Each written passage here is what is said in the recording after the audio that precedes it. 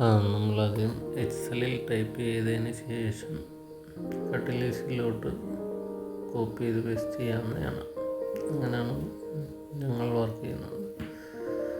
ആദ്യം എക്സലിൽ നിന്ന് കോപ്പി ചെയ്യുക, ഒപ്റ്റിമൈസറിനകത്തോട്ട് പേസ്റ്റ് ചെയ്യുക. അതിനുശേഷം അതിലുള്ള മെറ്റീരിയലുകളെല്ലാം താഴെയുള്ള ക്വാണ്ടിറ്റി ലിസ്റ്റ് ഉണ്ട്, അതിനകത്തോട്ട് മെറ്റീരിയലെല്ലാം സെയിം പേസ്റ്റ് ചെയ്യുക. കോപ്പി ചെയ്ത് പേസ്റ്റ് ചെയ്തതിന് ശേഷം കട്ട് ലിസ്റ്റ് സ്റ്റാർട്ട് ചെയ്യാവുന്നതാണ്. എല്ലാ മെറ്റീരിയലും താഴോട്ട് കോപ്പി ചെയ്ത് പേസ്റ്റ് ചെയ്യുന്നതാണ്.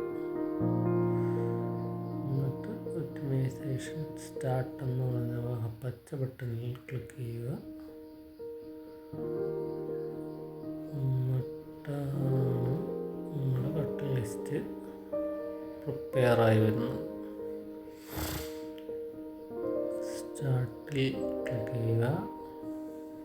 സ്റ്റാർട്ടിൽ ഏതെങ്കിലും ലിസ്റ്റ് ഇടാതെ വരുവാണെങ്കിൽ അതിൽ റെഡ് കളറിൽ വരും.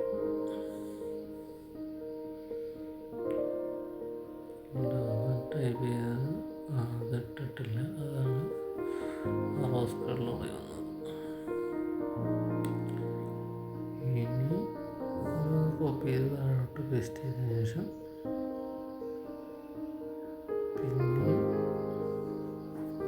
സ്റ്റാർട്ട് കൊടുക്കുക. നമ്മുടെ കട്ട് ലിസ്റ്റ് ഓപ്പൺ ആയിരിക്കുന്നു.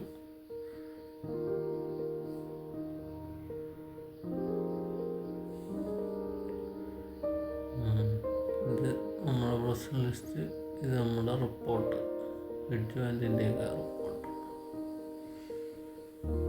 ഇത്രയേ ഉള്ളൂ മെയിനായിട്ട്. പിന്നെ ഇതിനകത്ത് ബ്ലേഡ് തിക്നെസ് കൊടുത്തേക്കുന്നത് കറക്റ്റാണെന്ന് ചെക്ക് ചെയ്യണം. അതിൻ്റെ ബ്ലേഡ് തിക്നെസ് വന്നിരിക്കുന്നത് 0.5 ആണ് ബ്ലേഡ് തിക്നെസ് കൊടുത്തിരിക്കുന്നത്. കറക്റ്റാണെന്ന് ചെക്ക് ചെയ്യണം, അല്ലെങ്കിൽ കട്ട് ലിസ്റ്റ് എടുക്കുന്നത് പ്രശ്നമാണ്. മിസ്റ്റേക്കുകൾ